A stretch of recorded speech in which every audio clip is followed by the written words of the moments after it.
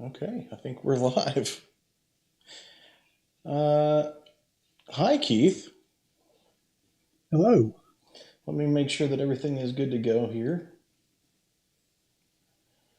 Let's see. Yeah, it just popped up. Okay, we're good to go. So, not the normal way that we would start these things off, but hi. Uh, Today we are going to be interviewing our buddy here, Keith Hornick. Keith Hornick is just an incredible individual, and not to get you gushing or anything, buddy. But hopefully you guys will enjoy this because this man right here is just he's set out above the rest. He really is. And once you get to know him, I think that you'll be able to see that for yourself. So let's get started, and here we go.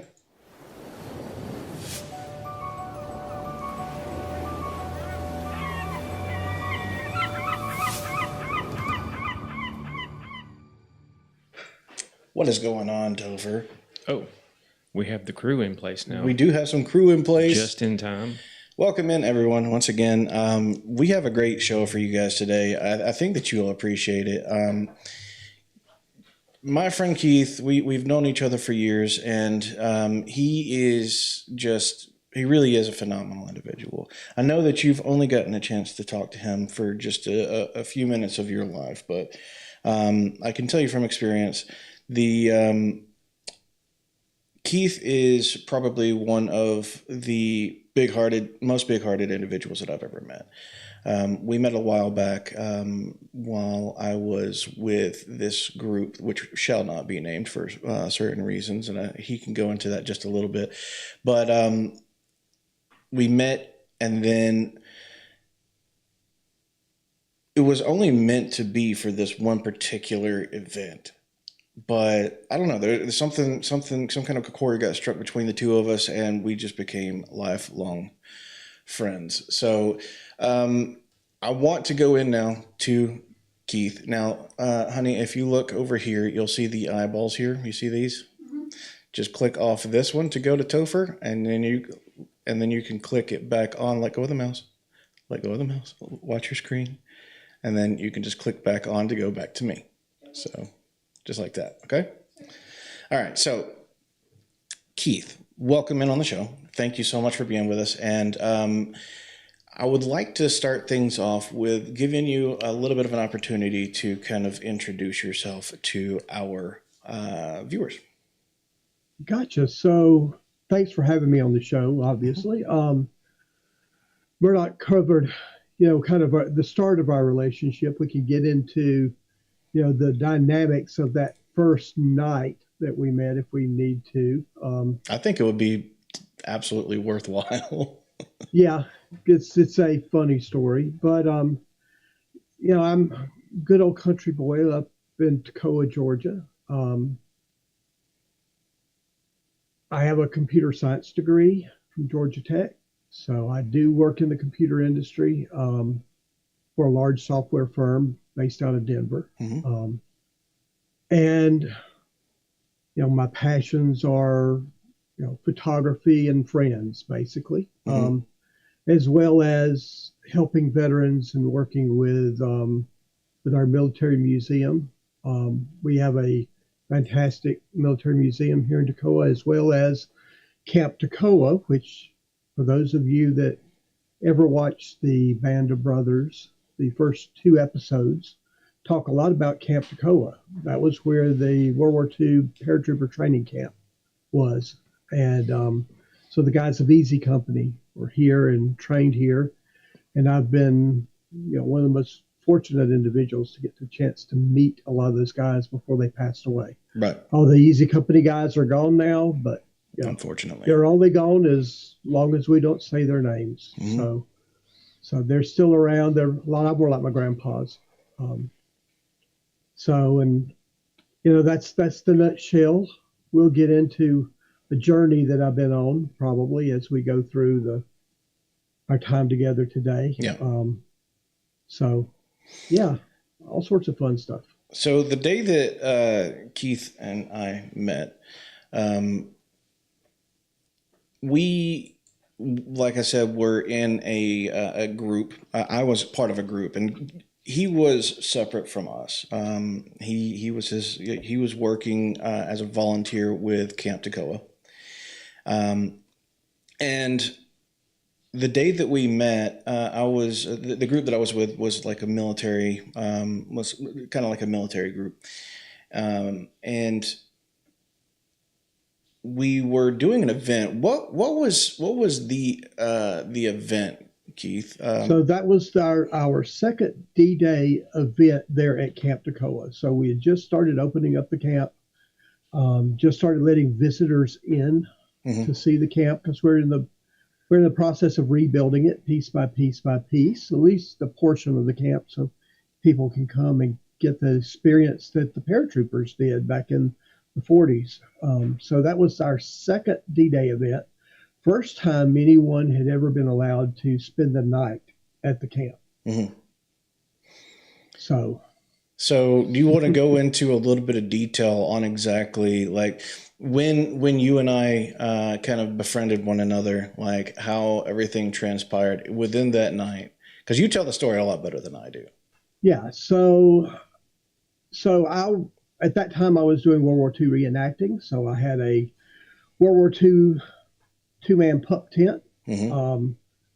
and I was setting it up as Murdoch and his crew rolled in and was setting things up themselves and trying to get things ready to set up a small little encampment with myself, and was actually setting up next to one of their Willis Jeeps that they had. So kind of had a World War II pairing there. And that's actually when I met Murdoch. And we kind of hung around the rest of the night, right up until the time it was time to go to bed. And they all slept in their command vehicles and this, that, and the other, which was kind of cool. I was in a World War II pup tent that had a big hole in it. And that's when Murdoch tried to kill me. Literally.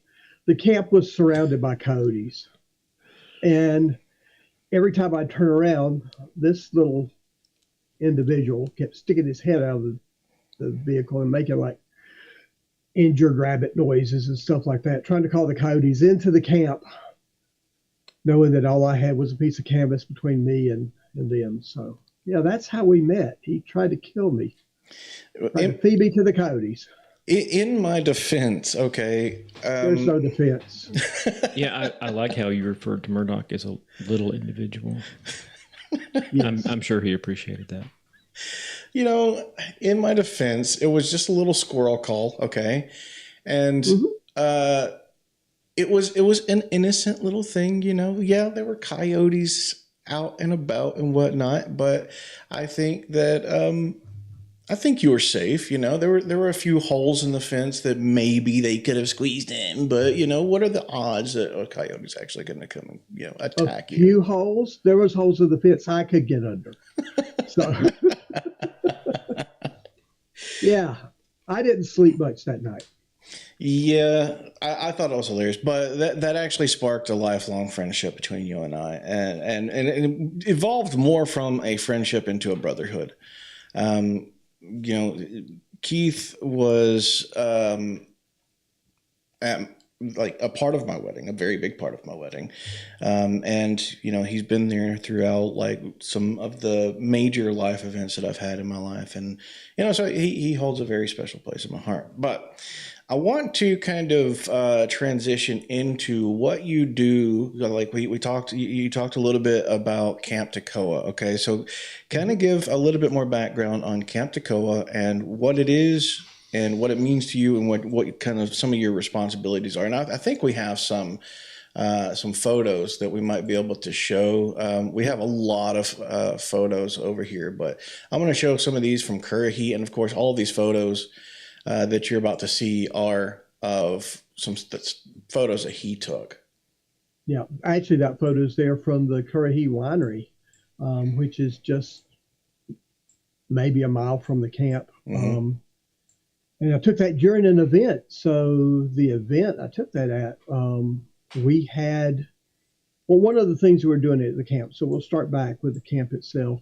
The camp, like I said, that was the original training camp for the 101st Airborne Divisions of 506, 501st, 511th, and 517th paratroopers during World War II. The 506, the 501st, and the 517th jumped in England and Europe, and of course Normandy and all that stuff. The 511th jumped in the Pacific, and the 511th is best known for their raid on Los Banos, where they saved every single interree that was held in a concentration camp by the Japanese there on Manila. Right. None of the troops themselves were casualties, and none of the interrees were casualties. I actually got to meet one of the interrees. He was 8 years old when he was in prison at the camp. Wow. I met him when he was 88. Wow. And he is just an amazing individual. He wrote a little book about his time there. So the camp has just a lot of meaning to so many people. The camp itself, after World War II, was dismantled as a military camp. It was used during World War II as a POW camp, believe it or not. So German POWs were placed here in Toccoa, and we took good care of them. A lot of them stayed after the war. So the little town of Helen, Georgia, has a large German population, and a lot of their heritage goes back to the prisoners of war that were brought over. They decided to stay because they like Georgia so much. After World War II, the camp became a camp for troubled youth. Right. Okay, so young gentlemen that was in trouble with the law, that they could go to prison or they could come to Camp Toccoa. That was their, they had a few judges that would give them the choice. And you guys actually know of one of the troubled youth that got straightened out at Camp Toccoa. That troubled youth was none other than James Brown. Yeah. Yeah, the king of rock and roll, whatever you call him. But yeah, he actually straightened up, was a janitor at the high school in town when my mom was in school. He was a janitor there. Became a drummer with the famous Flames, and that's how he got his musical start, and then just took off from there. Nice. So Camp Toccoa's had many different faces, and then of course it was tore down, decommissioned, completely scrapped, and Milliken Corporation bought the land and put a big plant there. And then once NAFTA came along, Milliken kind of slowed down a little bit and then just kind of went away. Yeah. Which was a perfect opportunity for us. There was one building left remaining of the camp, and they granted the museum in town that strip of land that had that camp, one of the original roadways. And yeah, it was 5 acres Right. of land. Does that actually include the actual Currahee Mountain, or? No. Wow. So the funny thing is, if you watch the Band of Brothers, now the Band of Brothers was shot exclusively in England. Mm-hmm. So what you see as running the mountain was not Currahee. Okay. That was a little rolling hill in England, which I love because people will see the movie and they'll come here and think they're going to be running that, and then they run. Yeah, I think we have a photo of Currahee Mountain. I think I showed it just a little bit ago. So that sunset picture was Currahee. No, that's not it. That's there we go, right there. So this is Currahee Mountain right here, and I can tell you from experience, this hill, as we'll call it, is no joke. What are the dimensions on this mountain, anyway?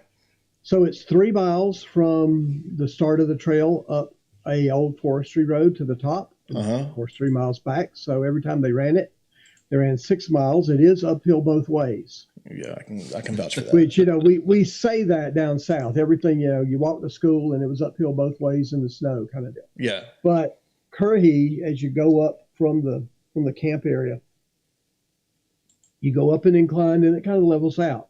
Then it does a steep drop, and then you start the climb up to the top. The last section is an incline of about 37%. Geez, that's like running up Table Rock. Yeah. Yeah. And so as you come back down, you're running now downhill. And anybody that's ran downhill knows by the time you get to the bottom, your legs are spaghetti. Jello. Yes. And then you look up and you've got to go back up that incline that you forgot about, and I always love talking to first time runners because they're just, So it's not fair. How often would they run the mountain? They had to run it every day. Most of them would run it more than that. If they got bored, they just run it for fun. That's not a thing. Which is not a thing, yeah. And the thing about the paratroopers, and they always said this about the paratroopers, especially the Easy Company guys, is anywhere they went double time. Mm-hmm. They ran. So if they wanted to go in town to one of the bars or to meet up with one of the local ladies for a date, they ran to town, which is 5 miles away from the camp. And then they would have to run back before they were caught. Yeah. So they were probably one of the fittest units the Army ever produced. So I know that a lot of that was due to Captain Sobel. Yeah. A lot of people in the movie, Sobel gets really a bum rap. Yeah. Every one of the veterans, if you talk to them afterwards, credit the fact that they're still alive to Sobel and the conditioning that he put them through. Yeah. So how many times have you made the hike up, Currahee? Probably 12, 13 times.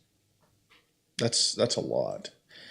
I never got a chance to actually go up. We were going to drive up during that event where I was up there the day that we met, but there was some kind of an issue with the roadway. I think maybe like some rain had washed out part of the trail or something. I don't remember exactly what it was. Probably. We did do the run that weekend, but yeah, vehicles going up it is kind of weird. They may have had it closed too for the run. Yeah. They used to close it out before. So.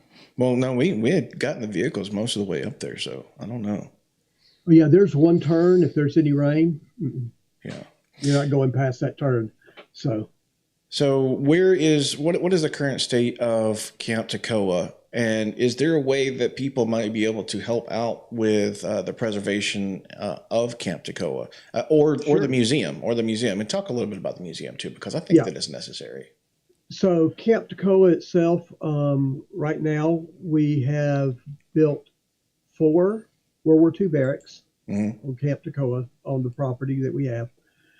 The first barrack was actually built from the original wood from the camp. So when they tore down the camp, they just stacked everything on the side of the road. Anybody that wanted to come get it could come get it. A farmer that was across the street got everything he could, used it to build chicken houses and stored the rest. And he's actually part of the board for the camp. So he donated all those panels back to us. We took the best of the best panels and built the first barracks.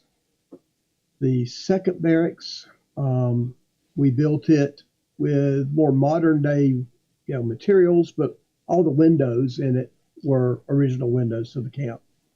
And then within the past 2 years, we've built out the other 2 barracks that we had planned on having. Right now, those 2 barracks, we're using them more as a museum. Right. There at the camp.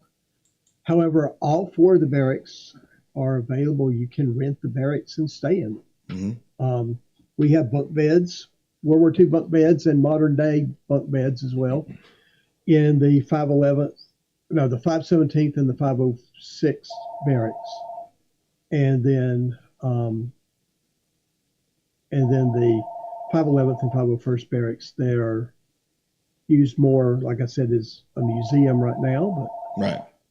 people can stay in them if we need that overflow. We also have a big pavilion there that we do meetings under, banquets and stuff like that. We actually have in there just recently, you haven't even seen it, the pool table from the officers club back back from the camp. So we've got the original pool table from the officers club in the pavilion now. We built a bar that kind of mimics the old wagon wheel bar, which was adjacent to the camp. Right. And then the one remaining building that was there originally, that is the main museum for the camp.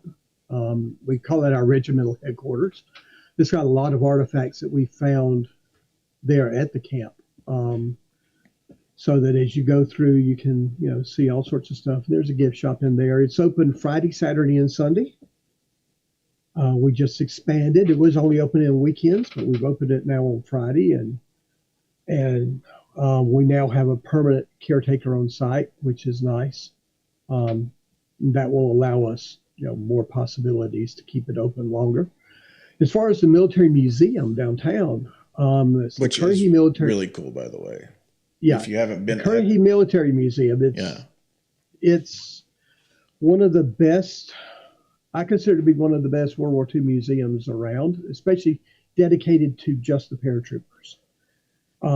It's in our old train station, which was the jump-off point for the paratroopers. When they came to Camp Toccoa, they arrived by train. Mm-hmm. And they got off the train and marched from the train station to the camp, which is 5 miles away. That was their first inkling of this. We've expanded that area about 3 times now. The centerpiece of the military museum is actually a stable, an old horse stable from Aldbourne, England. And the stable is, quite significant to the history of the 506 paratroopers. When they were in England, that's where they barracked. Nice. As they were preparing for D-Day. And they actually stayed in that stable several times. They were getting ready to tear the stable down. And some architects in England were fans of the Band of Brothers at that time. They realized the significance of the stable, got in touch with the owners. They got in touch with our museum. And anyway, it got donated to us. The architectural firm over there in England handled the dismantling of the stable piece by piece by piece. Mm-hmm. And then it was flown over by the U.S. military and housed out at Dobbins Air Force Base until we could build a building to put it in. And so we expanded the museum, put that in there, and since then we've got a lot of other displays as well. We got some new things that we just got in the other day, as a matter of fact. So we can't talk about Toccoa Museum without talking about a little bit of a tall tale, possibly, about the museum, and that is the fact that people say that the Toccoa Museum is haunted. Is there any truth behind this? I'm actually going to say yes to that. Mm-hmm. And I'll tell you why. So the museum, has security cameras and like that all through it. It also has motion detector sensors. So as people move from section of the museum to other section of the museum, the staff that is in the gift shop area knows when someone is moved from one section to the other. Mm-hmm. Okay. So as they're closing up most days, no one's in the museum as they're getting ready to close, and that motion detector sensor will go off. Yeah. So indicating something's moving. I've heard these stories before, and now I was supposed to with Jinx go and do kind of like a ghost hunt, if you will. Mm-hmm. And but we never ended up going. We ended up shutting down that channel and stuff like that. But I think it's a really cool idea and possibility that it might be haunted. But as far as the actual museum itself, man, whether it's haunted or not, dude, you have to go check it out. It's We'll definitely over there. you have to take Kimber there. absolutely. Like, it's fantastic. And yeah, each room of the stable is dedicated to one of the units that train there, and one of the first room is dedicated to its arrival to Toccoa, its dismantling and arrival, and then the last room is actually set up like it would have been set up when the guys were barracking there in England, and you could actually see the names of some of the soldiers scratched onto some of the walls. Did they put their names there? I'm assuming. Yes, Okay. yes. So that's the really one that's cool. easiest, That's really cool. the one that's most easiest to see is Petty. His name is right near one of the doorways. There's several other places where you can spot names. A lot of them are up high, so it was the guys on the upper bunks that were the naughty ones that scratched things into the walls. The very last room, when they were taking apart the barracks, they found stuff in the walls. And the very last room, they found letters from Bull Randleman's mom. Oh, that's really cool. He had stuffed in the wall. And we've got that hanging there in that last room. But we found all sorts of artifacts like that in the walls that the guys stuffed in there for safekeeping and whatever. And they're on display there in the museum. We actually have some artifacts from the Eagle's Nest, Hitler's stronghold in the Alps there. We've got some artifacts from there as well. And during D-Day, the night of D-Day, the commanding officer of Easy Company was Meehan. His plane was shot down and everyone on board died. None of them made it out of the plane. And that's how Dick Winters became, the leader of Easy Company at that point. He was the next highest in command at that point. So we have some relics from Meehan's plane's crash site. And to me, that's probably one of the most moving displays in the museum, because when you say relics from a plane crash site, you're thinking, oh yeah, there's going to be twisted metal parts of the plane. Yeah. There's not a single part of the plane in those items. It is all relics from the soldiers that lost their lives in there. Piece of dog tag chain, a watch, one of the clickers, the crickets, as they say, signaling device, one of those, a button from a uniform. That's crazy. That to me is one of the more significant relics in the museum. So did you start doing your reenactment before you went over and started volunteering over at Camp Toccoa, or was this something that evolved as a result of? So it was the other way around. So this October will be my 21st year of volunteering with the museum. They originally hired me on to do the photography for their annual event, which happens first weekend every October. Put that on your calendar in Toccoa. We actually have a photo. First weekend every October. But they, I was there doing the photography for the event that they were having. Look at that. I got my start there, and then just kept volunteering, kept doing the photography. The group of reenactors that was the ones that came up most of the time, they were from Florida, and I took a lot of pictures of them because it was cool, reenactors. Yeah, that's the one that we had brought up earlier. Yeah, so that one right there, that picture is my reenacting unit. And they asked me to join up. They asked me to get the uniform, put it on, and come be a part. So I did. And those years that I did that, was very rewarding. It's actually one of your favorite photos, I think. And one of my favorite photos of you is you in uniform saluting the flag, which is actually the thumbnail for this video actually. So Cool. yeah, Yep, I did see that. So, yeah, it's, it, a lot of people are like, you're just dressing up. yeah, You're no, not just dressing up. You are paying homage to the men you're representing. yeah. I have actually had somebody try to accuse me of stolen valor. It's like, I've got on a World War II uniform. You're absolutely bonkers. One, I'm not that old, and two, that's a uniform nobody wears anymore. Get over yourself. But yeah, that guy's in jail right now anyway, so it doesn't matter. It doesn't even matter. Doesn't matter.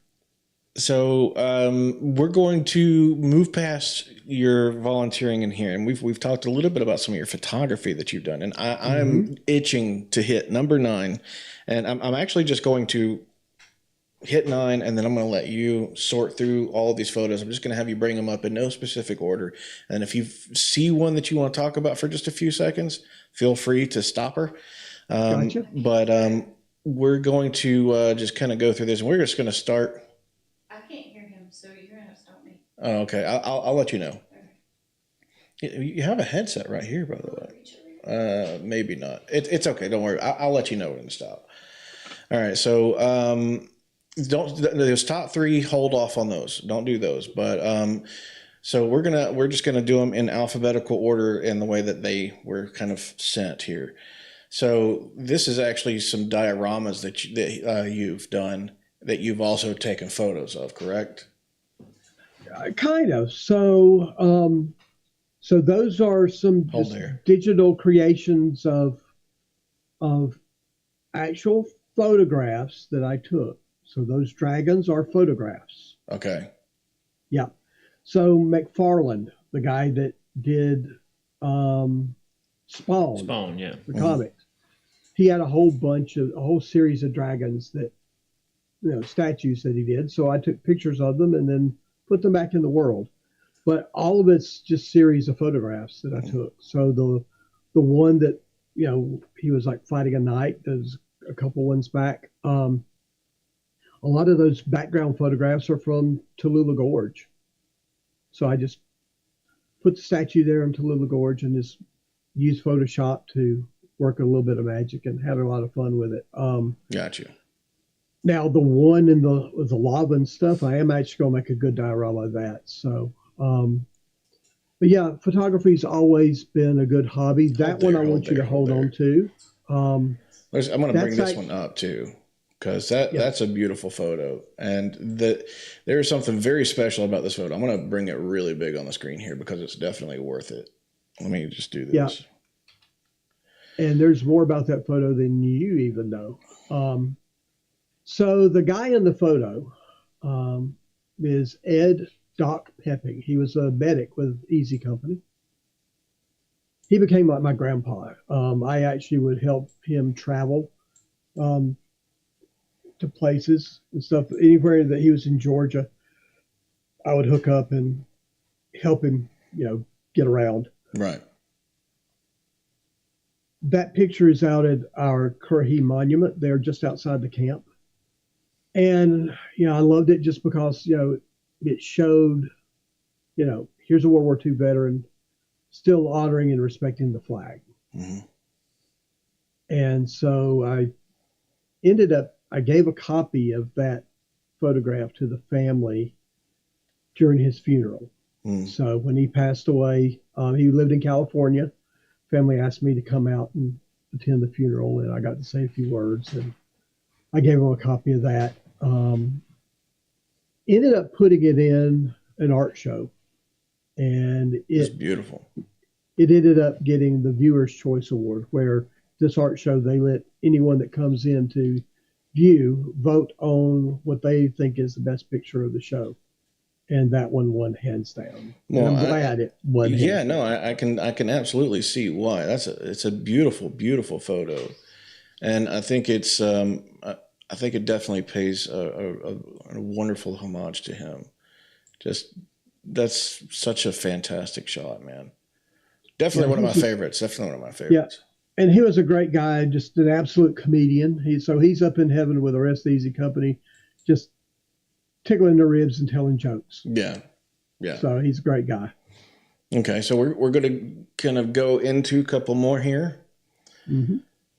I know that we brought up this one. This is the Currahee Sunset, and the Currahee Mountain, which is that's a great shot too. That's actually one of your most profound photos, I think, of Currahee. Yeah, and now this is our historic courthouse down in Toccoa, Georgia. So on one of the rare occasions where we had snow. Nice. So, all right, next one. So this is downtown Chicago? it actually is, and that actually won an award at an art show as well. So it took first place in photography at one of the shows. And it's actually the exit of one of the subway stations there hey, let go of the mouse real quick. Chicago. What year did you take that picture? Do you recall? I do not recall, but it would be probably 2016 or so. Okay, that's just. I mean, it looks that looks out of the 40s. I mean, that's But see, that's what's so special about Keith as a photographer is he can pull that off. Like there's some other photos in here that are like equally just like, oh my gosh, that's crazy. All right, yeah, that's fantastic. That's actually Chicago as well. That's the Millennium Fountain. Okay. There at the you were about to say Millennium Falcon, Park. didn't you? I almost. It's so hard not to say the Millennium Falcon Fountain. So That's those several shots right there were just in the same area. So I was there in Chicago. That's another. I love that picture actually. Yeah, that was nice. Show it as it is because no one's face is fully showing, which is nice. But and being a country boy, seeing a city like that, but that was right after The Dark Knight was filmed, the Batman movie, and Gotham City was Chicago in that movie. Hold there, because that right there is an iconic shot in the movie. Yeah. So I tried to recreate a couple of the shots from the movie. I forget the name of the street, but that was right near the hotel, so I could walk and try to get some shots to mimic. Now, I want to say real quick, if you're listening to this podcast on Apple Podcasts or on Amazon Music or wherever you're listening to it, feel free to come over to YouTube so that you can check these videos or check these photos out. Because right now I'm sure that you probably I can't see a thing. Come check it out. And also we're going to have an after show where, Chris or Topher and I just sit back and we talk. So if you want to see the after show, if you want to see, any photos or anything that we have or that we're showing on the live stream, feel free to come over and check us out. Just youtube.com/official Lighthouse podcast. You'll be able to see all this stuff. Anyway, go ahead. Yeah. All right, Keith. All right. There's the Chicago Theater. Pretty cool. You'll see that one all over the place, but that's my rendition of it. Love that shot. No, I want to hold right here, okay? Because this one right here is absolutely gorgeous. And that's an award-winning one as well. And the history behind those trees it's a very moving history. So that's actually taken in West Palm Beach, Florida. That's gorgeous. Believe it or not. And those are some banyan trees. There is a little park just on the land side of the Intercoastal Waterway down there. That park, they've tried to get rid of that park for years and trying to put, high-rise buildings on it. That park was a slave cemetery. Just a massive, just a open cemetery. It wasn't individual graves. It was, just one big mass grave. And so they planted these banyan trees on top of, that big mass grave. And if you know anything about banyan trees, they're ghostly looking to begin with. Yeah, absolutely. And so I took those pictures and, those trees are absolutely huge there, and there's actually homeless people that live in the trunks of the trees because there's openings and Wait, hold inside on. the trunks. Hold on. So You said there are homeless homeless people that live inside of the trees, like inside the trees. Yeah. So you go up to the trees and look inside, and you'll see sleeping bags and stuff like that. wow, that's crazy. So I could imagine that That that little plot absolutely of looks land like is probably something out of Lord of the haunted like all Rings. get out. Yeah, seriously. But yeah, when I took the picture, the first thing that came to mind was, this looks like something from The Hobbit. Yeah. But it was just such a stark picture. And then when I read about the history of the park, those pictures need to be taken. So, Yeah, no. Well, I think most of the photos that we're seeing today needed to be taken because they're just That's absolutely great. gorgeous. Yeah. yeah, I'd been racking my mind on where this was. That was actually Riverside, California. Okay. So that was taken actually the weekend of the last time I got to visit with Ed Pepping before he passed away. Okay. So, okay. This is one of like your surreal shots here. Yeah. What's the story behind this? So that factory that's in the background with the rubble of what's there, and most of it is actually gone now. The water tower's still there, but that was Trogdon Furniture, and it was a furniture plant there in Toccoa. During World War II, they made shipping crates for like Willis Jeeps and stuff like that. So they converted over to making war goods. The guy in there was my former roommate, my tattoo artist. So that was a good picture of Gabe. I just thought we could do something cool. So I said it was kind of a post-apocalyptic kind of thing because just the ruins of that factory looked pretty good, and then you got this big old bald-headed tattooed guy standing there. He's actually an absolute sweetheart. Yeah, I'm he is. one of the two. But you have quite a few surreal style photos. Like I think you have some that are like vampire shots and stuff like that. Oh yeah. Okay, Yeah. now I want to definitely hold here, and we're gonna blow this up and leave it on the bottom of the page here for just a few minutes because I want you to explain this photo here because I think it's important. And to describe this photo to anybody who's just listening, there are 8 individuals in jumpsuits, like World War II jumpsuits, with an old World War II plane in the background, and they all have their parachutes on in this shot. Yes, they do. Okay, so explain this photo. Yeah. So one of the things that we have started doing at Camp Toccoa with a group called the All-American Airborne. No, All Airborne Battalion. I'll get it right in a minute.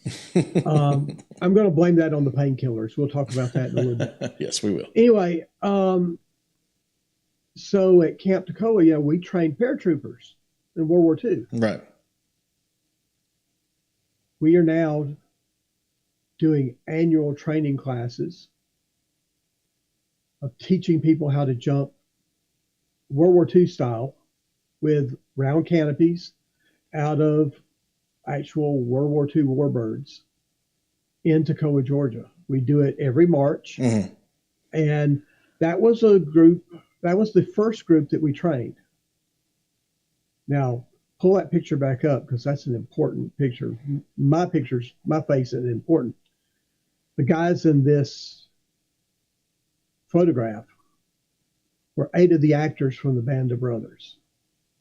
They came to Toccoa and we actually taught them how to jump out of the Placid Lassie. That's the name of the plane right there in the background. And they did static line jumping. They did their qualifying jumps in Toccoa and then flew over to Normandy for the 80th anniversary of D-Day and did 2 jumps. That's fantastic. In Normandy. So these guys were original actors from the Band of Brothers, had screen time. You'll recognize some of the faces. Yeah. And, I got to talk to them. I've met, I've stayed friends with them. Actually, several of them were very good friends. We chat all the time. Um, Renee, who is the third one from the right, um, he's been back and jumped into Koa again since then. He came back and did a jump during our military weekend with us. And he'll be back and jump again. He's done caught the bug, as they say. But most of the actors in the Band of Brothers were England. They were from England. They weren't Americans. But yeah, these guys are just, they were great guys. I was really concerned about meeting the guys. And the reason is I needed to know that they understood the meaning of what they were representing. Yeah, no, absolutely. Absolutely. If it was just another role for them, I didn't care to meet them.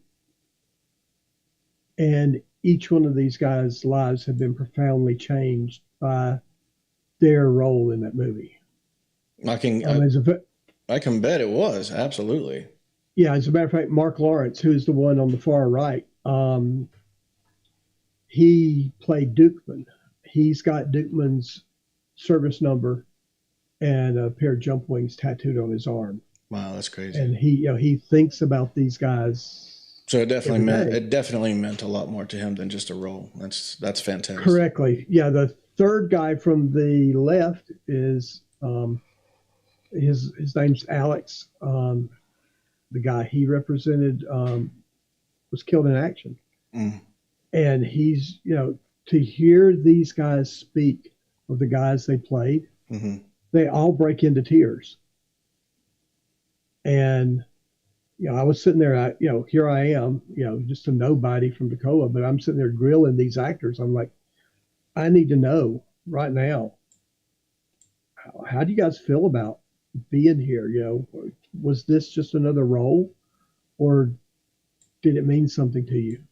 And they start telling their stories and the tears just start flowing. And yeah, they're good guys. And we've stayed really close friends since then. And I've got to hang out with several of them since then as well. So it's just an absolute amazing journey. And the Placid Lassie there in the background was a World War II veteran itself. It was used in D-Day and used in the Market Garden drops as well. And their last qualifying jump, I got to fly along and take pictures of them exiting the plane from inside the plane, which is really cool. That's fantastic, man. All right. So we're going to have to switch gears here just a little bit. Yeah. Hold off for just a second here. I want to kind of discuss something else that's extremely important. And I hate to, we have loads and loads of photos that I would have loved to been able to kind of cover today. But I understand that you have a appointment here shortly. But I want to discuss something that I know has taken a little bit of a mental toll on you, more so in the past than it is now. But it's definitely something that you've been, you've struggled with for some time, but you're starting to overcome. And I'm extremely proud of you for this. And what that is, what I'm talking about is your journey in weight loss. So kind of explain, where you stood and where you stand now. All right. So, unfortunately, both sides of my family, arthritis was a big thing. And of course, me being, when I was younger, I was indestructible. Yeah. Didn't take good care of my joints. And as the arthritis finally set in, my mobility went downhill fast. Yeah. And of course, once your mobility goes downhill, what happens? You get fat. Really fat. That picture that Murdoch just showed, at that point, I was 419 pounds. And that was a day that about broke me. And that was a critical day, though. I think it was a very special day to me because we went this day to go take some photos of a waterfall, and that hike that took us back there You see in the photo there, he's got a knee brace on each knee. Yeah. And the hike that's back there is how far? It's almost a mile. Almost a mile back. While it may not sound like a lot. There was a video that I had up on YouTube for a while, and I may actually post it. I don't know. The entire trip out, the entire hike out, there were logs anywhere from a foot off the ground to 3 feet off the ground. And there had been a big storm that had just come through the area. And I'm talking about hundreds of trees across this very hilly, like up and down, across the river, like just ridiculous terrain to get back there. And he made it out there with a photography bag and in the shape that he was in, which I think is a testament, because not only did he make it out there and do some amazing photos out there, but he also made it all the way back. And I think that's a huge testament to your will, if nothing else. But I know that you were struggling, and you had to take some breaks and stuff like that. But I mean, you still did it. You still made it, which I was incredibly proud of you at that point in time. But what was going through your mind as you were going through this? So that was we went up to a waterfall that I really wanted Murdoch to see. It's a beautiful little waterfall, great place to go take pictures. And anyway, I never thought I'd see it again. Even when we started out that morning, I didn't think we would make it. I know he could make it. I could get him there, but I didn't think I was going to make it to the waterfall. And of course, Murdoch's a great motivator. But yeah, I had already been resolved in my mind that I probably wouldn't make it. And I really, as that weekend came up on us, really thought I'd never see it again. And even afterwards, that night after we came back, we're sitting there getting ready to put a movie on, and I started crying. And of course, Murdoch wanted to know why, and I was like, we made it to that waterfall. I said, I never thought I'd see it again. I don't think I'll ever see it again. Today was going to be the last time I would ever see it. I got really emotional. More so than what I let on. He didn't realize just how much that got to me, I don't think. But No. yeah, I really was, everything that I did at that point in my life I was considering it to be the last time I could do that, the last time I would see that. I didn't think I could ever do it again. Well, I think that may change. I think your mindset has changed. Yeah, my mindset's completely changed. So my doctor told me, he's like, look, you got to find a way to lose this weight, or you're just going to be in a wheelchair the rest of your life. Mm-hmm. Plain and simple. I'm going to put you in a wheelchair. And that on that appointment, he made me go get a handicap parking tag, license plate. And I went home and cried after that. I didn't want that. It's not who I am. I didn't have a choice. And, he couldn't really offer much. They're bariatric surgery. I didn't want to do that because everyone I ever knew that had done it went back to the same size they were afterwards, and now they just don't have a stomach. There's no reason to do that to yourself. I just, it's not like I wanted to end things. Never was that. Yeah. But it's just like, this is the last time I'm going to do this. I'm just going to keep getting bigger and bigger and bigger and bigger and bigger. And he did mention this place in Franklin, North Carolina, that a couple of his patients had went to that had a weight loss program, that they had some good results. And he's like, you should at least call them. So I did. And that's been the start of a weight loss journey. So that was August last year, mm-hmm. August 19th of last year.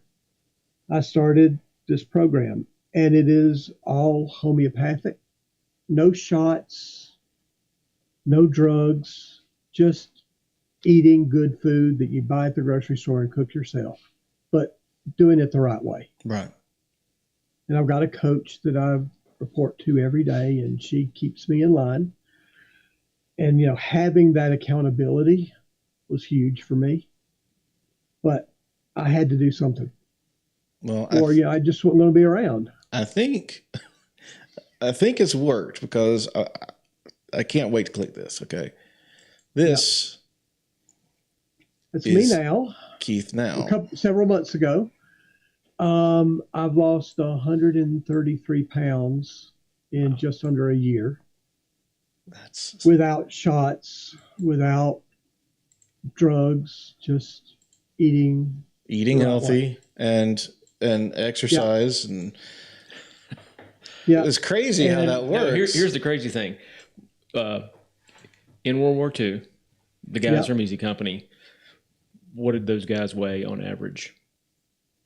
Oh, they were, I believe about 140 150 pounds. less. 100. I think 140 was the number I heard a few times. Yeah. I mean, you damn near lost a paratrooper. So here's the thing. When I graduated high school, I weighed 120 pounds. I've lost more than me as a senior in high school. Wow. That's crazy. And so there was a goal to losing this weight, and that was to, one, get my life back, but to see if I could do something with my knees, because my knees were gone. They were bone on bone, no coming back from that. It was going to be knee replacements, but no one would talk to me because I weighed too much. Mm-hmm. Absolutely no one would talk to me. So I had my annual physical in May, and my doctor came up to me. Well, he knew I'd been on the program. He actually had to buy special scales to weigh me. His office scales couldn't weigh me. I weighed too much. So they were taking me back to the exam room for my physical, and they walked right past the main patient scale, and I stopped. And he turned around and said, "Aren't you coming?" I said, "Aren't you going to weigh me?" And so he's like, "You think you can be weighed on those scales?" I said, "I know I can be weighed on those scales." And so I set it for the max that scale could do, and then let the nurse take over. And she kept pushing that slide back and back and back. And I just kept watching the doctor's face, and his jaw dropped, and he didn't close it. And I'm like, "You close your mouth, flies are going to fly in." He was just absolutely ecstatic. Of course, all of my numbers are great. Health-wise, I'm doing fantastic. And since then, that day, he actually, the next day, he had lunch with the orthopedic surgeon in town, which is one of the best knee replacement guys in the Southeast. And I got a referral. And this past Monday, I had my left knee replaced. Wow. So the appointment that I have right after the podcast is my post-surgical appointment for them taking the wrap off, changing the dressing on my knee for the first time. I'm already up, walking, going up and down stairs. I have a walker that I'm using a little bit. I'll use it today just because it's a long walk back to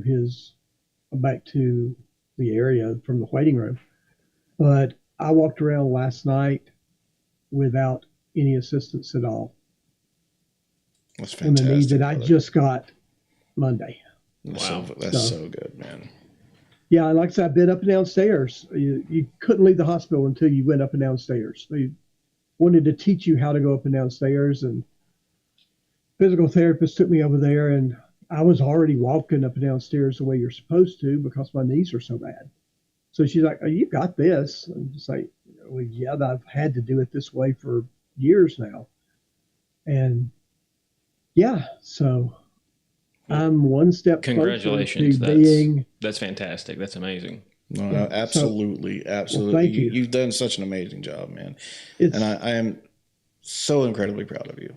yeah. I'm just, I felt trapped because the person that I was not the person I was on the inside. Yeah. I still wanted to go do things and stuff. I just couldn't do it. I was trapped Well, in a body that wouldn't work. and that's something that I want to talk about real quick, just real quick before we end, is this process. I know has taken a huge toll on you. You can't go through a process like this and not have some emotional and mental repercussions of some sort. And I want to talk about where your mental state was before, which we kind of covered a little bit of that. Mm-hmm. But I also want to kind of cover your mental state during what you did to kind of help keep driving yourself forward. Any kind of modes of like self-help that you took. And then where you are mentally now, and what would you recommend to someone who is trying to go through the same journey? Because I think that that's really, really important for people to talk about and to understand and hear. Definitely, because like I said, 419 pounds was a person I didn't want to be, Yeah. and it was depressing every day. Trying to get out of bed, trying to go up and down the stairs to get into my house. I got 3 or 4 stairs at every door. Getting in and out of the car was painful. Driving more than 10 minutes was painful. And, I was on arthritis meds, which I quickly learned during the prep for the surgery was actually doing a really, really good job. Because when they took me off of them, it was horrible. But yeah, and then when they made me get the handicap tag, yeah, I just broke down and cried, and it was hard. I never wanted to end it, so it was never that bad for me. But I had just lost the resolve because I tried other diets and tried other things, and I'd lose a little bit, and then it would just stop. And so, you just felt trapped. It's like, I don't want to live in diet land all my life. What's the point? I think that's probably something that that a lot of people experience, and it is kind of a demotivator. Is they're like thinking in their mind that this is something that I have to do for how long? How long am I going to have to sit here and eat like a rabbit? Blah blah blah. But the results, the end game is so worth it in the end. And I think you could probably better explain that than I could, because you went through a major transformation. You went through that process, the painstaking process of going through all of that. And I think it's important that that people take that time to help themselves in that way, because it's going to do more for you than just mentally. It's going to do a lot for you physically and mentally. Yeah. So, when I started on this program, I went up there and I talked with my coach, Mandy, and I was skeptical. I'd done keto, and thanks to you, I lost 55 pounds on keto.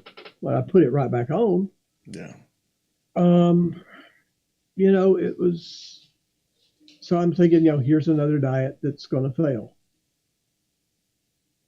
But one of the things that they taught me, and it wasn't about a lot of denying stuff, which was really cool. Keto denies you a lot of stuff. Yes, I'm still not eating a lot of carbs, but Hmm. that's also my choice. Hmm. On the program, I can eat carbs. I've chosen to kind of hold them back a little bit until I get my knees done. Once I get my knees done, I know enough now about how my body handles food and what it does with it, because that's part of the process is learning. All right, if you want to keep losing weight, but you want to eat this kind of food, what do? You try it, see how it goes. If it makes you gain weight, why did it make me gain weight? And that's one of the nice things about having a coach where, is a good motivator. She's taught me how to think about this stuff. Hmm. And then once you get that learning part down, keeping it off is something that I can do now. I'm not going to struggle. Yeah, do I still want to go eat Burger King and pizza all the time? It'd be nice. Yeah. Am I going to do it? No, because I like who I am now better than who I was at 419 pounds. Yeah. And, one of the things that I do still have my original 419-pound belt. There's a good, strong leather belt because you got to have a strong leather belt if you weigh that much. Hmm. And I just kept punching holes in it and punching holes in it. I refused to buy new clothes and stuff like that for the longest time. But that belt, I probably punched 12 new holes in that belt. That's crazy. It was wrapping all the way around to the other side and then started wrapping around to the back. I was like, you know what? I probably should go ahead and buy a new belt at this point. And I will say, I'm not sponsored, but Groove Life belts are really good. They are. Wearing one right now. And I've got the brown one and the black one, and hey, it works perfect. And it's been an experience. It's been a little frustrating at times, but not as much as I thought it would be. So at first, the food was very restrictive, but it's to get you to a point, to prove to yourself you can do it. Once you can do it, then you start adding things back in, and you see you're still losing weight.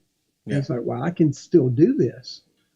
So I can eat foods I love. It's food that I buy. I cook myself and don't have to do Weight Watchers foods or any pre-planned meals or anything like that. It's just watch the volume of what you eat and just stay away from a lot of that processed junk that we're putting in our bodies. Exactly. If you can avoid those two things, you can do this. And the thing that I tell people that are struggling is you just have to make the decision to want to do it. Don't let it get to the point I did in my life to where there was no choice. Because you can do this. You just have to decide, yeah, this is what I want. I want to do this for myself because I'm deserving of it. And you know what? I'm proof it can be done. And I didn't do this. I didn't do this for people. I did it for me. Yeah. No. But, and because you did that, a wonderful side effect of that is the fact that people like me who care about you will be able to have you here with us longer and be able to enjoy you for that much longer.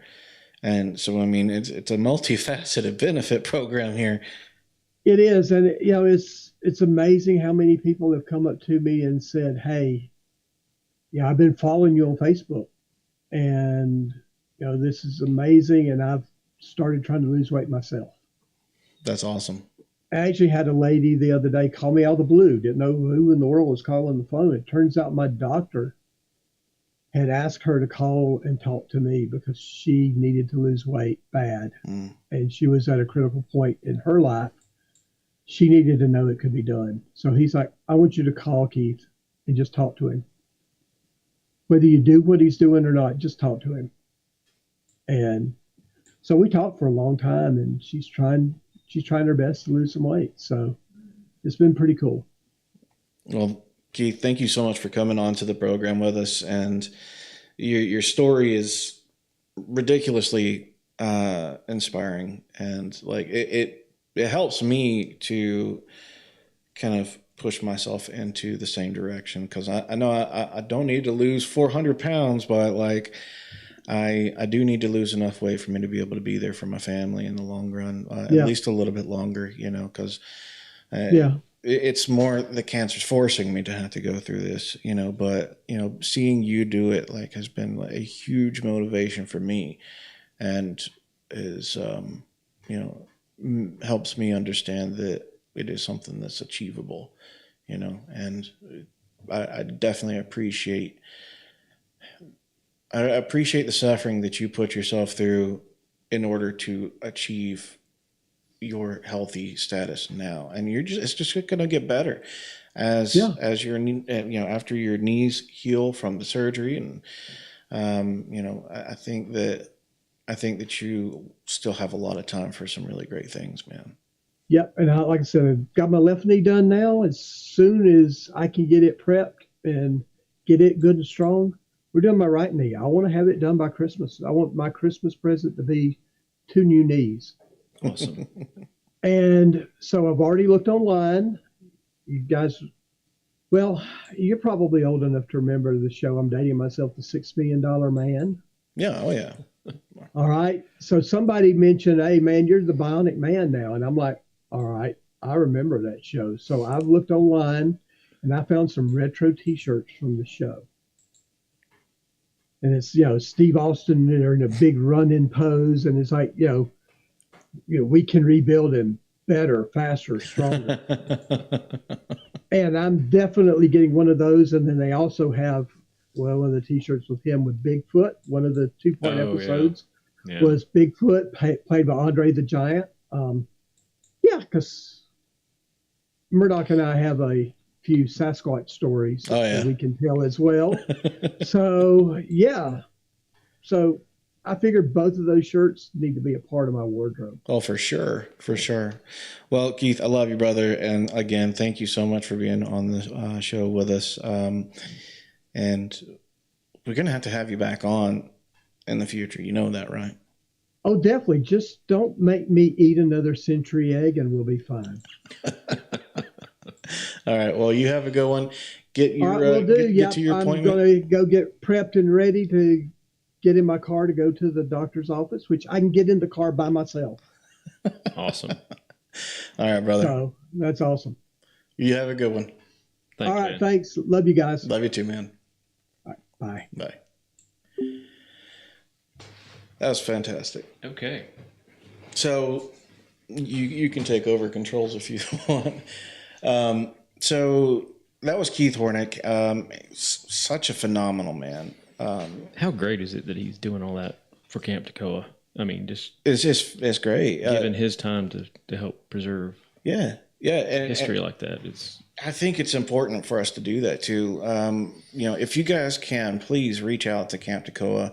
They have a Facebook page, and I think they actually have a web page too. If any of that information that I can find on them, I'll put up on our Facebook, Instagram, and any other things that I can find. But I hope that you guys appreciated this. We're getting ready for the after show. So if you want to stick around for the after show, wait until the splash screen is over. That's just kind of a way for me to be able to cut for the actual podcast. And if you're listening to the podcast and you would like to partake in future after shows, please, by all means, come and visit us over on YouTube. Share this live, our YouTube, our social media, which will be popping up again on the screen here in just a second. Share it with your family, share it with your friends, share it with that coworker who keeps stealing your lunch out of the refrigerator at work. Share it with everybody so that the information can get put out there and more people can hear inspiring stories like what you just heard from Keith Hornick. With that being said, thank you so much for joining us. And do you have any last thoughts? No, this is really our first episode where we brought in somebody from the outside and got to engage, and he was great. I'm looking forward to in the next few weeks. A lot more people. Oh, yeah. We got a lot of military veterans coming up. Mm-hmm. A lot of interesting stories to tell, and we're going to delve into a lot of really cool stuff in the next few weeks. Absolutely. Absolutely. And I hope that you guys are looking forward to it. We got Rochelle Hudson, who's going to be coming in soon. Daniel Braswell, who is a Army chaplain. And give me just one second. Who is our next? Who is our next coming in? Let me get to my notes here, because I think it's important that you guys can hear who we have coming on next. It's going to be Solomon Wise. Solomon Wise is another military veteran, but he's also a YouTube personality, and he's been having some issues also with the VA, and I think that's going to be, yeah, right. That's going to be one of our key focuses. But we're also going to talk a little bit about his YouTube channel. So cool. Look forward to seeing you guys on that episode. Until then, we love you guys, and we'll see you on the next episode. Yeah. Bye, guys.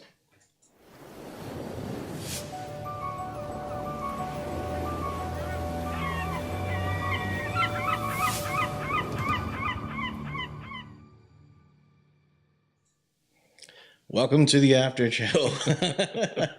And we're back. Did you miss us? Everybody already turned it off, right? Oh, yeah. Yeah. What do we have here? We have some Sweet Janes. Some Deadwood Tobacco. Sturgis Limited Edition. So, yeah, this is a new thing for us, and we don't know exactly what it is yet. Yeah. I recommended, what did I say? Cigar Time? Yeah, Cigar Time. Yeah. With Topher and Murdoch. I'm definitely down for whatever. Oh, that smells really nice. Oh, you got the blunt cutter. Look, they're sharp, okay? That's all that matters. See? That is so remarkably loud. That'd be all right. They'll be fine. You guys are fine, right? You don't mind that. Hey, baby. I have allergies. You have allergies? Well, you might want to step out. Yeah. All right. We're only going to use the one camera? Computer, 'cause I can't. Yeah, we can just use the one camera. That's fine. So Michael said, great show. I have to watch it from the beginning, cut the end on his break. Michael is Keith's brother. Really another amazing guy, by the way. Brad said that Keith is a good guy with a little bit of time that he's been able to talk with him. Yeah, we're the after show is just going to be a thing that I think we should try to do from this point on. We don't know what it's going to be. And yeah, we don't know what it's going to be like from this point on, but you know, it could be cigar reviews. It could be a plethora, as some people say, a plethora of things. So that's fantastic. I want to say I've had one of these before, but oh yeah, I'm absolutely not positive right now.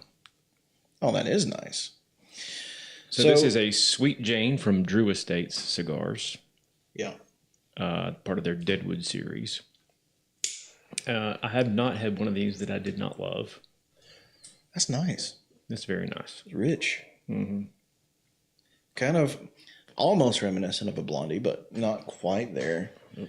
It's a little bit more robust if you know what the acid blondie tastes like. That's good. Too much air moving around to do a smoke ring. But anyway. That was a good show. That was a good show. We had a little bit of a screw up, but hey, you know, it happens. We get to do probably a little editing before. I mean, we have a few viewers now. Yeah. Hey guys. Hi guys. Yeah, so I think this is one of the things we talked about was just talking about favorites for a little while. Mm-hmm. All-time favorite song. What is it and why? That's a very difficult question because I love a bunch of different songs. The Sound of Silence is like both Simon and Garfunkel, but especially the Disturbed really kind of stands out there for me because I've been through some dark times in my life, especially in the military. And that one stands out because it's extremely relatable, even though I'm not a huge Disturbed fan. But I think that one's probably going to be up there. I've always loved Creed, but you know, that's they don't have my favorite song. I think that's probably it. Sound of Silence. What about you? Okay, no, that's interesting. There's a version. Kimber and I found it. It's been probably a couple years ago. They did a live version of that with the orchestra at one of their shows, and Miles Kennedy came out and sang it with them. Oh, really? Yeah, it's fantastic. That'd be interesting to see. That would be really interesting to see. You actually got me hooked on who is that group that we used to listen to all the time when we were working in Dr. Duffy's house? That could be Can't think of the name of the band, man. Alter Bridge. No, it's not Alter Bridge. they're kind of like a little bit more of an upbeat, you know, like kind of reminiscent of some older country, like a country with a little bit of a rock twist to it. Mumford and Sons. Mumford and Sons. Oh, okay. Yeah, you got me hooked on those on them pretty big time. I'm not sorry. Glass of whiskey. He says we need a glass of whiskey. We do. I was told there'd be beverages. There are no beverages. He talks to himself in the car. He's who told him. I didn't tell him there's going to be beverages. I did say glass of water. I did say in fairness that at one point, like I wouldn't mind doing some nice cold like dark ales or something like that, like some Guinness. Mm-hmm. And yet here we are. Look, Anyway, enough about you. Okay, all-time favorite song. Every Breath You Take, The Police. okay. That's interesting because you are a bit of a stalker. I think that's how you ended up actually meeting Kimber. You knew her a lot longer than she knew you. You knew her Maybe a lot longer than she knew you. That is a stalkery song, though. know. I mean, it's a great song. The hilarious part is that, I mean, he absolutely wrote it in that way, but Yeah, people play it at prom and weddings, and I know. But that happens with a lot of songs, though, like that are just like really kind of like, really? That one? See, Kimber got it, Mumford and Sons. Oh, yeah. Thanks, baby. I'm not. He's blocking that partially, so I can't always see. It's right there in front of you, too. Yeah, I can't read that. I don't have my glasses on. They're not staying lit that well, man. We're sitting here talking instead of smoking. Well, I mean, you're not supposed to just sit there and chief on it the whole time, but I'm having to just to try and keep a freaking cherry on this thing. Light. Okay. Favorite modern song? Favorite modern. Let's say in the last 10 years. Oh, that's a good one. There's been some decent newer country songs that have come out. I'm not sure if I know the titles of them though. Do you know the artist? No. Can you hum it? There's this one guy who he is phenomenal, and most of the stuff that he puts out is really, really good.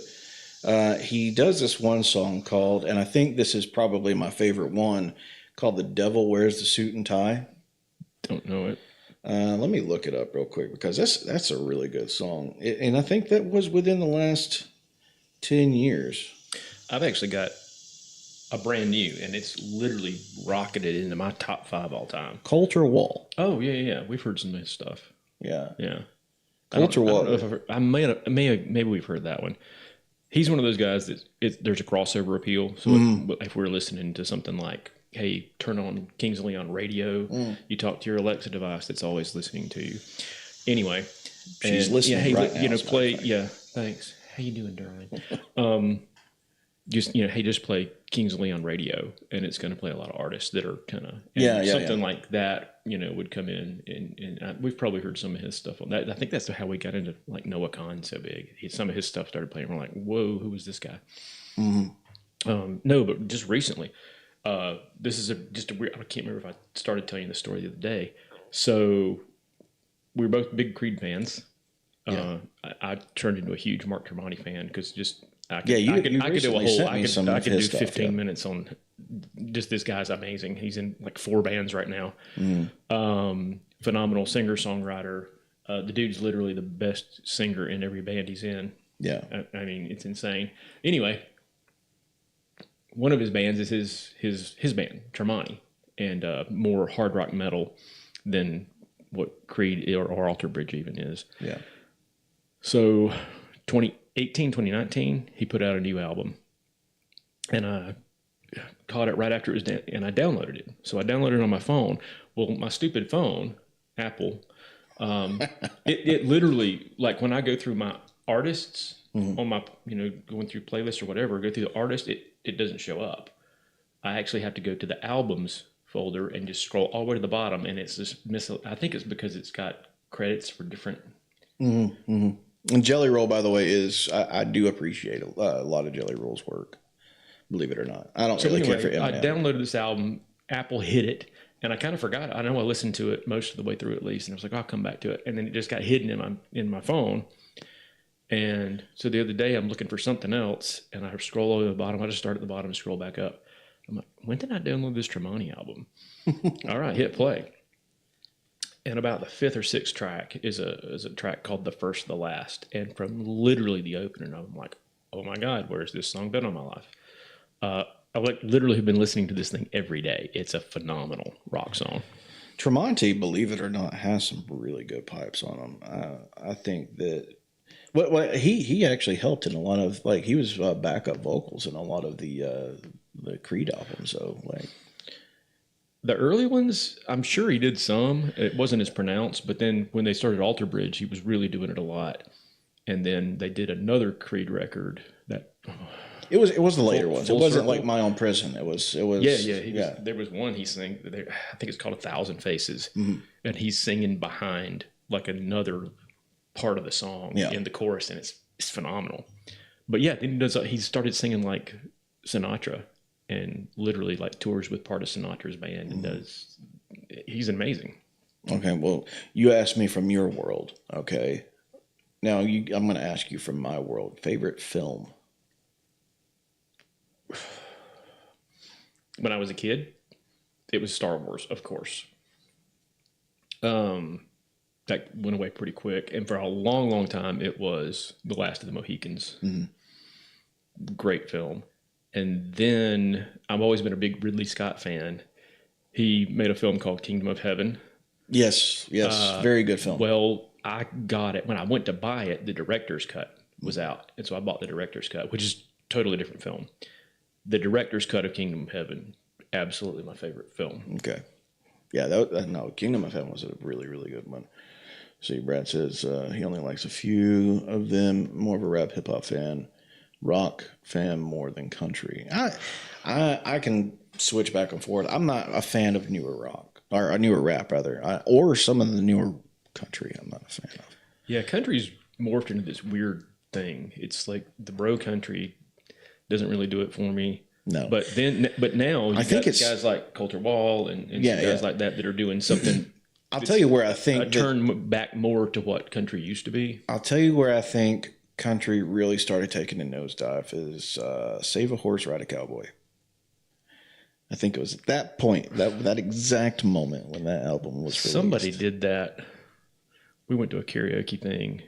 Oh my God. We did a cruise a while back as part of Kimber's deal with work.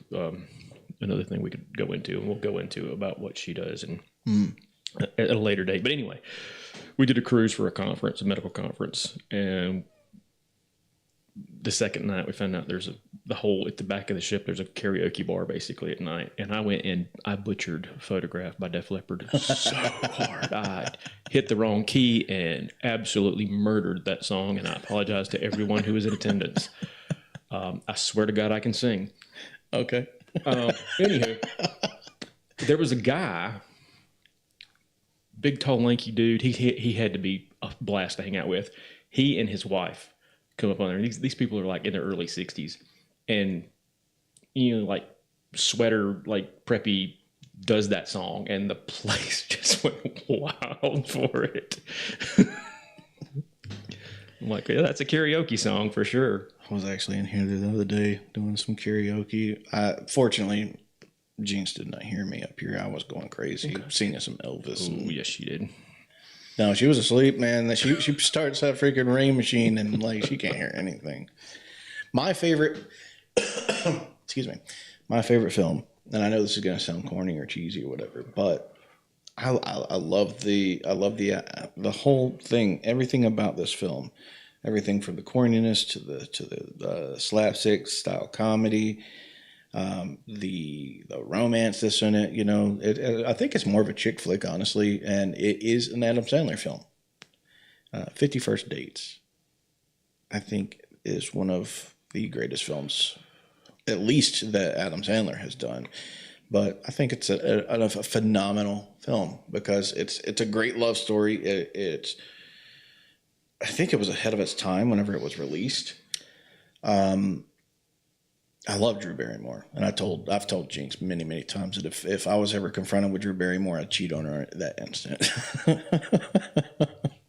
But no, I think that's probably one of. I think that's my number one. But I'm a huge horror fan. You would be. There's nothing wrong with horror. I don't know what you think is so wrong with horror, but it's got to be the right kind of horror. Like Human Centipede, nah, I'm good, fam. I'm not a huge fan of anything like that has anything to do with a man taking advantage of a woman or vice versa, intermingled. So Hills Have Eyes is out. You know what I mean? Hostel is out. Stuff like that, I can't watch it. But as far as like actual horror, like I like films where the protagonist is able to like get back at the antagonist, you know. So stuff like I'm just not. I find that most of them are. There's lazy writing in a lot of them, especially probably modern horror. And it's just like you rely on people to make absolutely asinine decisions to continue the story. Yeah. Don't go in that room. You're going to go in the room. And as a whole, I don't care for horror, but that first, what was the one? Jeepers Creepers. Yeah. That's a good movie. Yeah. That's just a good movie. Well, that's a different type of horror film. Also, like I look at certain films like some people would consider it more of a suspense, but you know, you look at stuff like Taken. That's a horror film, but it's also an action and drama and all that stuff, you know. But you also have other films like what was that one series where the guy that has the black mask, like it's got little like his mask look like it's made out of like cast material. And he'll trap the individuals in the box. And if you're watching and you know the film that I'm talking about, or the films that I'm talking about, please let me know. No idea what you're talking about. But basically, he'll capture and trap individuals in these little boxes, and then he'll release them into the Conjuring movies. Were good, by the way. I actually just watched the first one last night, and then watched the rest of them tonight and tomorrow. But he releases them into a house. Thriller. And the house is. Brad said thriller. Is that? I think he's talking about. He's a Michael Jackson fan. Genre. Okay. It's thriller. But he releases them into a house that is just completely chock full of booby traps. Okay. So think Saw, but less gory, but also like less, you know, trivial. When I say less trivial, like they don't have to figure out puzzles and stuff like that. It's just the house is really heavily booby trapped, and his idea of a good time is watching them try to escape this house full of booby traps. It's actually a really good set of films. I can't remember the name of it, but no, it's not Saw. That's not Saw. But I don't know. That's the kind of horror films that I like. Okay. Stuff that like could legitimately take place in real life. You know, like Texas Chainsaw Massacre did actually happen in real life, and it's a decent set of films, but it's not what I really care for. Like I like more of the stuff that like put you on the edge of your seat, stuff that could take place at any point in time. Ooh, to anyone. I'll tell you if you haven't watched. You guys have Netflix? No. Look up whatever platform you can rent. Wind River. Wind River. It's maybe 5 years old, something like that. I got to get Cousin Jeff to come watch that movie. That is so good. Jeremy Renner. Okay. He's like a wolf hunter. Okay. Up on an Indian reservation. I think he like works for oil companies, like takes out wolves or something like that. It's so good. It is so good. It's like one of the sleeper films of the last decade. I would put that in my top 10 all-time films. It's really, really good. Well, I'll put it into the notes. I don't know if it ever got a theatrical release. It may just be we caught it on Netflix, and it kind of comes and goes on Netflix, but you could probably get it on and rent it on Amazon or something. Yeah, well, I have Amazon. I have Amazon, and like all the free stuff, but like all the free apps like Tubi and some whatnot. I'm sure you could find it. It's well worth. I'll look into it really for sure. good, really good film. Brett said he knows the movie that I'm talking about, but can't remember the name either. That's good. That doesn't help me at all, Brad. Yeah, thanks for the help, Brad. We appreciate it. Hey, Brad's still watching. Yeah, I think he's the only person that's still watching, but it is what it is. If you're not watching, you'll have a chance to watch in the future because this will be up on the channel. So, yeah, so that film's more of my thing, man. Music, like I love listening to music, but I don't know. I don't retain titles of like a lot of songs and artists. Like I think there's this weird elasticity thing that happens. Like when I was a teenager, I really got into my music. Of course, we were buying cassette tapes. There was a music store. tracks. I admit it was 8 tracks. No, it was post 8-track. But anyway, we had some. We didn't. I don't think we had a player. But anyway, there was a music store right next to where I worked for my first job. And like every Friday when I got paid, I'd go to the bank. Yeah. And then go down to the music store on my lunch break and like what's out now, what's new. And then you get it, and there was all this information inside. You had the liner notes and everything, and sometimes it was lyrics and. So, but I love this band, and I know every member of it. This guy was born in Seattle, Washington, and you followed the band, and you knew the guys. And now there's all these songs that Kimber and I listen to. These whole genres we follow is like, hey, we love Kings of Leon. I don't know the names of any of the guys in the band. Nope. If they walked up and said, hey, how you doing? I'd be like, hey, dude, who are you? You just kind of lose that part of who are these people. They make great music, and I listen to it. I go see them, but I don't know who they are. I don't know who they are. I'll tell you another band that I actually really appreciate is The Who. And like I like a lot of the older music, man. Some of this newer stuff is over my head, I guess. Especially there's a lot of. I mean, you got to find the genre that works for you. I think as we get older, I still listen to. Like I said, I've just been jamming to this Tremonti metal album for 2 weeks now, like every day. Yeah. But we listen to a lot of just really laid back stuff, and that's why we like bands like Mumford & Sons and Kings of Leon. And I love the Killers. Oh my God, the Killers are so awesome. I like the Killers. Lord Huron. There's a bunch of great, newer, more modern bands. Here recently, though, man, I've been getting into a lot of older stuff. Like, for instance, I want to say it was probably last year, like mid-year last year, that I really started getting into the Beatles for the first time. You weirdo. I know. It's not my fault. Look, okay, at least I am developing an appreciation for some of the older stuff. Like, I've always loved Elvis. I've always loved Frank Sinatra. But, like, the Eagles, the Beatles, pretty much any band with the word "the" in the beginning. Yeah, the. I'm surprised that's not a band name. It is. Well, there you go. I've never cared for some of the bigger bands that a lot of people really love, like Kiss. I just never gotten behind Kiss for whatever reason. It just never really appealed to me. I like it. Literally the first. So when you're really small, you're stuck in a car with your parents, and you're listening to whatever your parents listen to, and that was for us it was pop. Pop was listened to country all the time, so a lot of the old country I'm real familiar with. grandmother never. I don't even remember listening to music in the car, honestly, with her. But anyway, then we got radios and we listened to a lot of pop and everything. But then you start developing, well, what do I like? And you start getting exposed to some rock here and there. And I really gravitated towards rock. Imagine being a guy in the 80s and loving Van Halen. That's crazy.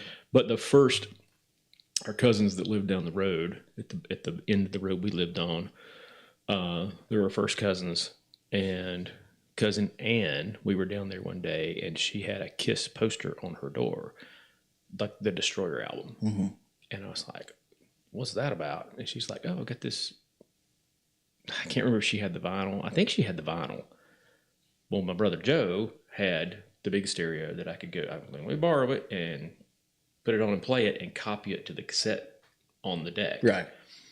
So that was the first piece of like rock music that I ever got, was the Destroyer album from Kiss. Was that kind of like in the time frame where you was actually starting to get inspired to do music, or? Yeah, I mean, yeah, for sure. I mean, I would say the thing that made me want to pick up a guitar the first time was Van Halen. And I will never be able to do that.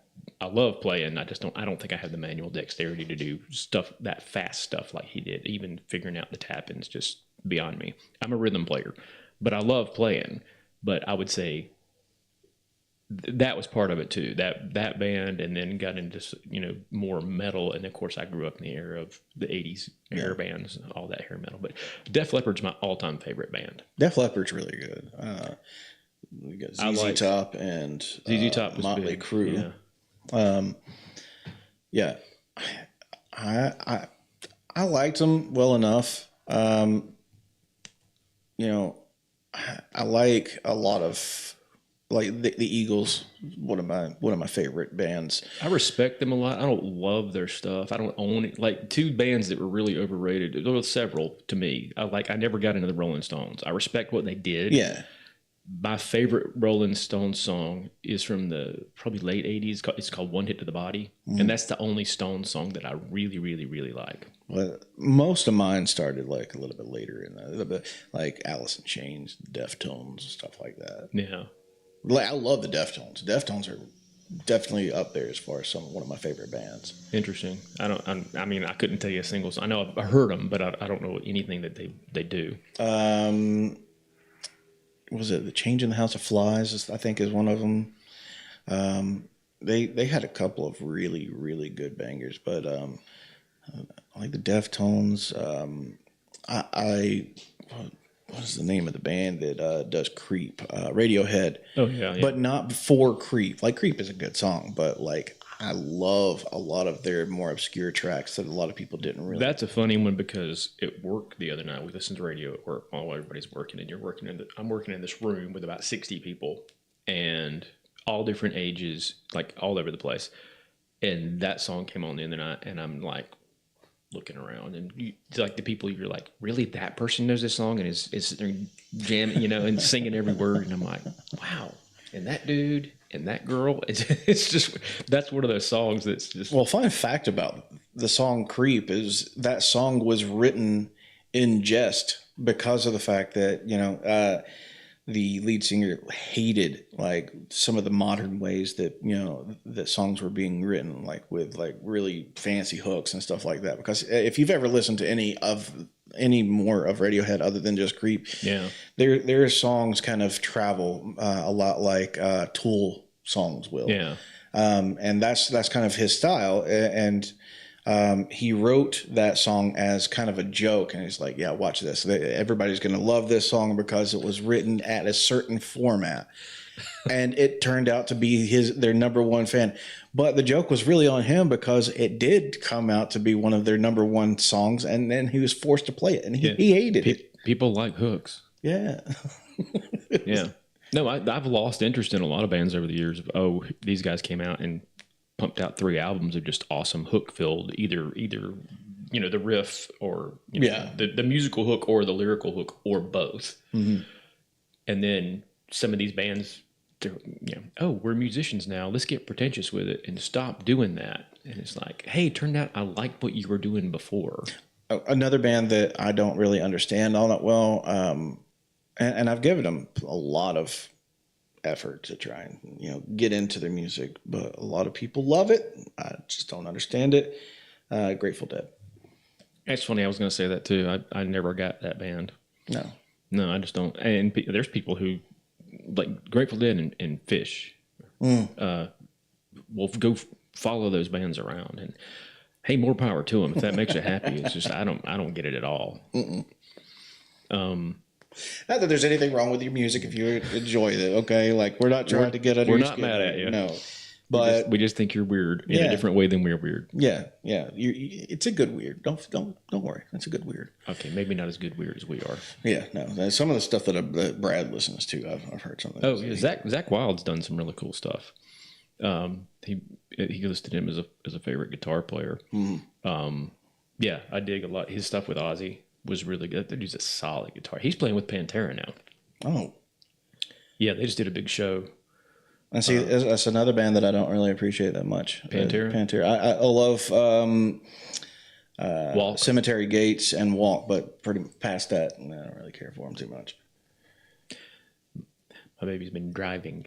She said, good stuff, gentlemen. Well, thank you. So she's on the road and yet still listening to us. What's your excuse? Yeah, exactly. She can't even see our faces, and she's still tuned in. Mm-hmm. And she likes my face. Who's the other guy? He sings Major Tom to Ground Control. Ziggy Stardust. David Bowie. David Bowie. There you go. Yeah. It's another one. I like some of his stuff, but for the most part, I didn't care for his early stuff, all that the weird glam Ziggy Stardust stuff. But he released that album in the '80s with Modern Love on it. Oh my God, that one. There's 2 killer songs on that record. For the most part, I really just could care less, honestly. That one that I was just singing is like one example of one that I can tolerate, but that's just because it's got like this really weird feel to it that's just like it's kind of feel good in a way, and it's not even meant to be like it's a sad song. Yeah. But it's a good song. No, there's a lot of massive hits that I just don't get. But there was one. Oh yeah, it was funny because we were talking at work. 'Cause, the other night, the Def Leppard's massive hit from Hysteria, the one that put it over the top, "Pour Some Sugar on Me," my least favorite song on the album. Yeah, I don't like that song. It did. I mean, phenomenal. It's not even one of those things that like that I don't care for. I don't like this. But it's catchy. It's catchy. It's catchy, and that's why it turned into this massive hit for them. And so it came on, and me and the kid that was working across from me were talking about it. I was like, "Yeah, I love these guys. They've so many great songs. This one, I get it, but it's just not one of my favorites." And then he has to get up and go do another job down the line. And I'm listening to, a guitar guy. I'm listening to the guitars and I'm like, that sounds a little off. And then I kept listening and then I realized it was a cover and it was a female singer. But man, they nailed it. It sounded so good. It took me like half the song to figure out it wasn't Def Leppard. I do like Aerosmith. And I like a lot of their more obscure stuff too, like Eat the Rich and stuff like that. Yeah, they had they did a lot because they were big in the 70s and then they rolled into the 80s and just killed it for a long time in the 80s. And I think even into the 90s.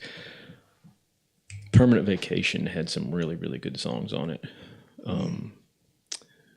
Permanent Vacation. I think I had at one point. Magic Touch. Magic Touch is on that record. That's a phenomenal. That might be my favorite Aerosmith I had song. most of their albums. I'll tell you another band I don't care for is Twisted Sister.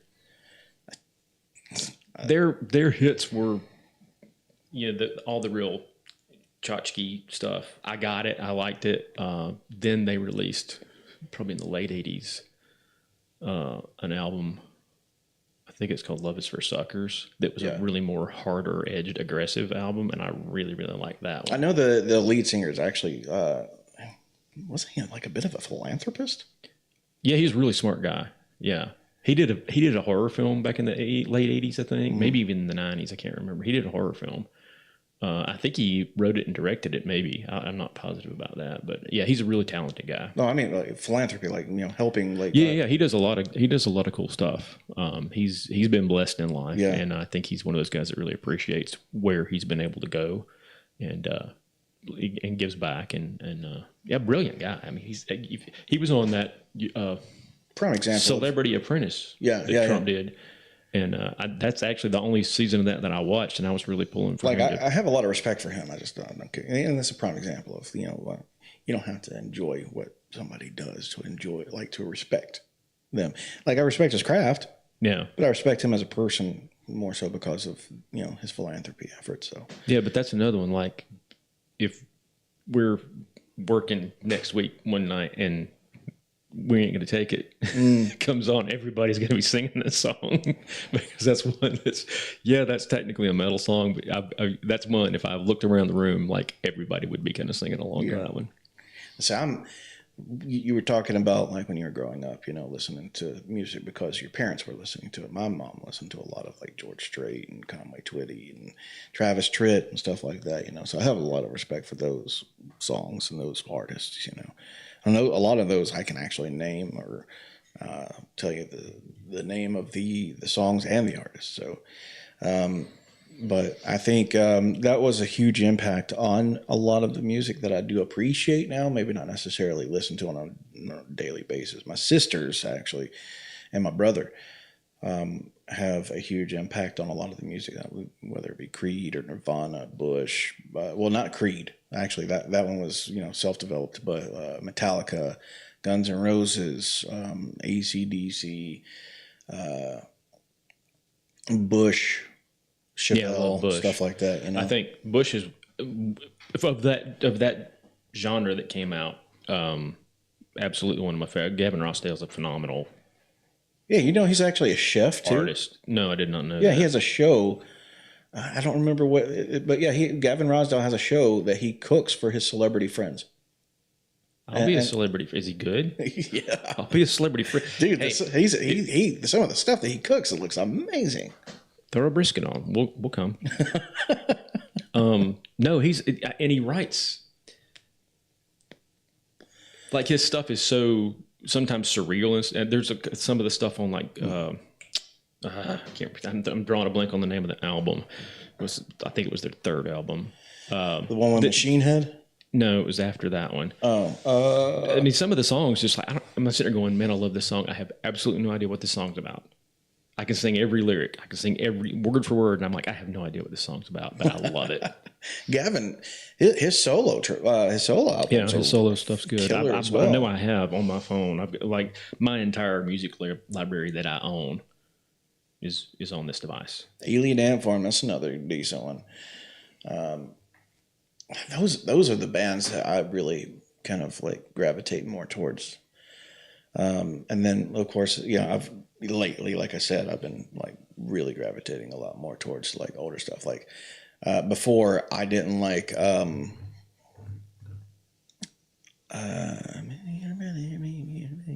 That's real helpful. I'm sorry. Whoa. Thankfully, I don't know what you're talking about. I know who I'm talking about. Y'all know who I'm talking about. The Bee Gees. Oh, that was not the Bee Gees. That was the Bee Gees. We could have sit here for 100 years and I would have never gotten the Bee Gees out of what you were just doing. I can't go that high. Come on. It didn't matter. From my understanding, they actually had some beautiful voices when they sung normally, but they, for whatever reason. They had some great songs. I mean, of course, I knew them from the disco era, but I mean, they put out albums for decades, and I don't know if they still do anything or not. There's the two of them that are left. I don't have a clue. Are they still alive? Yeah, I think. Oh God, I hope I'm not wrong. Well, the youngest brother, Andy, who had a solo career in the late 70s or early 80s, he passed away, I think, an overdose or something. It was very tragic. He died very young. And then the three that were the main three that were in the Bee Gees went on. And I think Robin had passed away years ago. I think the other two are still alive. Because Barry, he was the main guy. he did some stuff on Saturday Night Live when the guy started doing him on Saturday Night Live. What's his Fallon? Doing Jimmy him. Fallon. Yeah, and I think he came on and did some stuff with him, and it was really funny. Yeah, well, it's lost a lot of its candor as of late, though. The show, anyway. But we shan't go there. We shan't. Not today. Yeah, this is the best water I've had today. You're welcome. I'm glad that you appreciate it. I just changed that filter, as a matter of fact. So. Thanks. It's not a Guinness. No, it's not. It's what I have. Look, we'll get some Guinness, okay? We'll get some Guinness. Hey, on a completely unrelated note, we're going to have some merch soon. Yes. And I'm sure you're going to link that yeah. when the video's out. So somewhere there's going to be a clicky thing. It's already in the shop. A lot of it's ordered some stuff. But they don't know that. Oh, they don't. I ordered some stuff. They're already in the shop. We have some good looking merch stuff too. Yeah, and then we have some stuff that's not necessarily related to the show, but I think some people will like it. Like, for instance, I just created a new design specifically for Halloween that I think the ladies and the kids will absolutely adore.